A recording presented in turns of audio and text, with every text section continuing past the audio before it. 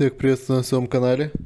Сегодня свой обзор я хочу посвятить игрушке «Тягач с ракетой» из серии «Военная техника», которая производилась на Тульском патронном заводе. Известно, что игрушки серии «Военная техника» производились в период с 1967 по 1995 год. Предположительно, этот тягач с ракетой вошел в перечень первых игрушек этой серии, то есть начало его производства приходится именно на 1967 год. Прообразом для этой игрушки послужил автомобиль-тягач МАЗ-535 с жидкостной одноступенчатой баллистической ракетой средней дальности Р-14, которая была принята на вооружение в 1961 году. Тягачи МАЗ выпускались с 1958 по 1961 год на Минском автозаводе. С 1961 года производство было перенесено на Курганский завод колесных тягачей, где автомобили МАЗ-535 выпускались до 1964 года, когда их сменили более мощные тягачи семейства МАЗ-537. Конструкция МАЗ-535 имела ряд отличительных технических решений, в том числе корытообразная рама с Z-образными лонжеронами, независимая подвеска всех ведущих односкатных колес, тележечная схема расположения осей, управляемые колеса передней тележки, центральная система подкачки шин, гидромеханическая трансмиссия, межосевые и межколесные самоблокирующиеся дифференциалы, цельнометаллическая четырехместная кабина, гидроусилитель рулевого управления, пневмогидравлическая тормозная система, а также третья фара инфракрасной подсветки в центре кабины для использования прибора ночного видения. Баллистическая ракета Р-14 имела дальность стрельбы 4500 км и мощность ядерного заряда 2,3 мегатонны. Точность стрельбы была плюс-минус 5 км. Длина ракеты 24,4 метра, а диаметр 2,4 метра. Стартовая масса у Р-14 была 86,3 тонны. Стоимость серийного выстрела этой ракетой в то время была более 5 миллионов рублей. На вооружении находилась в то время 101 ракета Р-14. Игрушка «Тягач с ракетой» выпускалась под номером 7 в серии «Военная техника». В качестве базы использовался такой же тягач, как и для игрушки «Тягач с платформой» под номером 8. Однако сами платформы у этих тягачей разные, одинаковые только сами автомобили. Корпус этой игрушки сделан полностью из металла, окрасился он оружейной защитной краской, так как производился в литейном цехе патронного завода.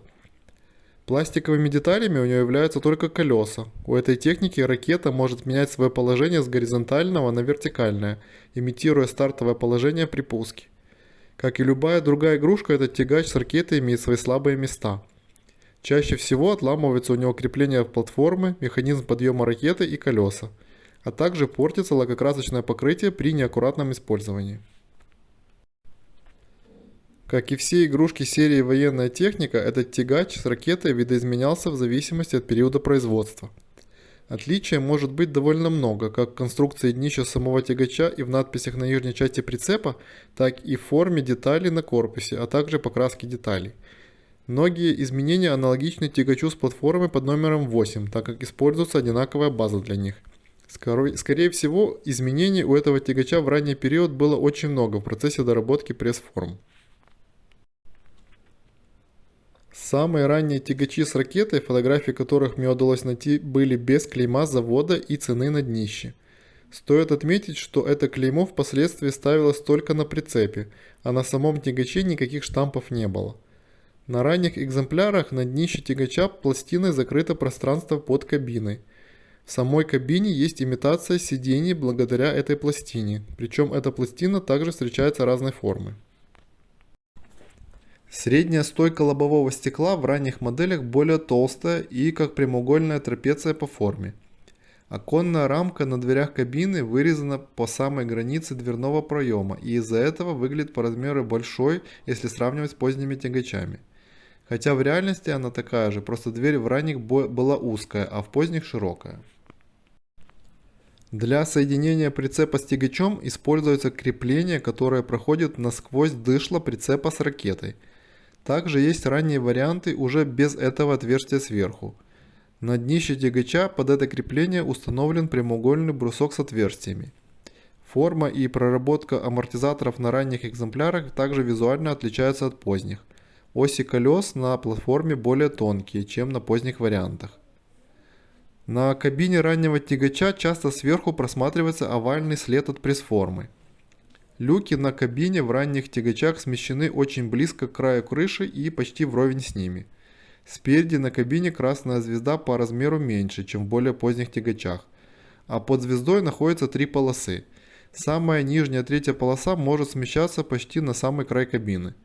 Светомаскировка на фарах подкрашивается белой краской. Боковые воздушные жалюзи на тягаче визуально также отличаются от поздних. Борт по бокам тягача в ранних вариантах визуально шире, чем в поздних. В следующем варианте на нижней части прицепа под задними колесами появляется цена 1 рубль 80 копеек. Оси колес на прицепе становятся более толстыми. На тягаче меняется крепление для прицепа и пропадает снизу прямоугольный брусок. Также с днища тягача пропадает заглушка пластины, и вследствие этого в кабине пропадает имитация сидения, а само днище визуально выглядит уже иначе. Люки на крыше смещаются от ее края и уже не так близко к нему. Некоторые тягачи этого периода имеют отличительную особенность, которая заключается в том, что по бокам в районе кожуха лебедки отсутствует часть борта. Чем это связано, сложно сказать, возможно какая-то сложность возникла при отливке корпусов в данный период времени. Если сравнивать с тягачом с платформой под номером 8, то по логике в следующем варианте на днище платформы кроме цены появляется маленький логотип. Однако подтверждающих фотографий этому я не нашел. Возможно, эта разновидность или отсутствовала, или очень редко пропадается. Следующий вариант тягача с платформой особенно не отличается от предыдущего и появляется вместе с ценой большой логотип, который ставится под задними колесами прицепа. Спереди на кабине красная звезда увеличивается в размере, а под звездой уже две полосы. Возможно, что третья полоса спускается ниже и ее незаметно из-за этого. Хотя иногда можно встретить в этот период и тягачи с тремя полосками. Подкрашивание белой краской светомаскировки под фарами уже может не делаться. Скорее всего, из-за сложности при сборке или изменении технологического процесса, логотип с ценой позже был перенесен на середину прицепа и там оставался на большинстве тягачей. Самый поздний вариант тягача с ракеты выпускается без цены и логотипа. Звезда и фары и самое главное боеголовка ракеты не подкрашивается. Отличить его от самого раннего можно прежде всего по отсутствию заглушки на днище тягача. Покраска и литье значительно ухудшается. Цвет остается зеленый, но оттенок становится более темным. Больше никаких явных отличий между ранними и поздними тягачами с ракетами не наблюдается.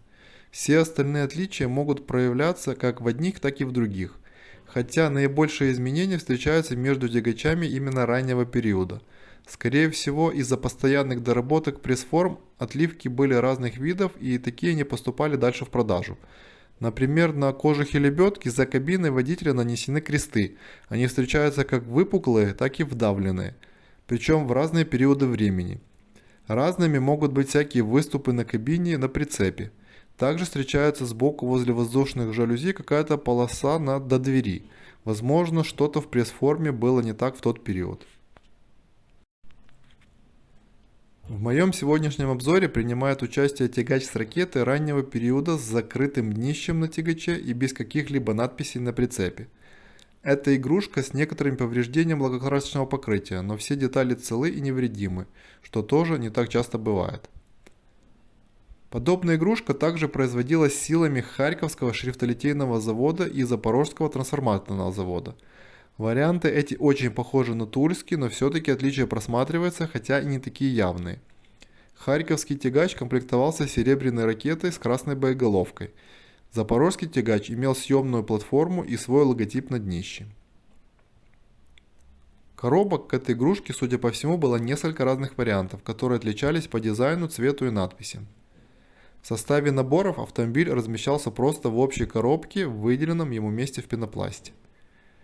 Если вам интересны игрушки серии «Военная техника», то на моем канале есть еще обзоры по этой тематике. Переходите по ссылке, которая появилась сейчас у вас на экране. Всем мирного неба над головой и до новых встреч!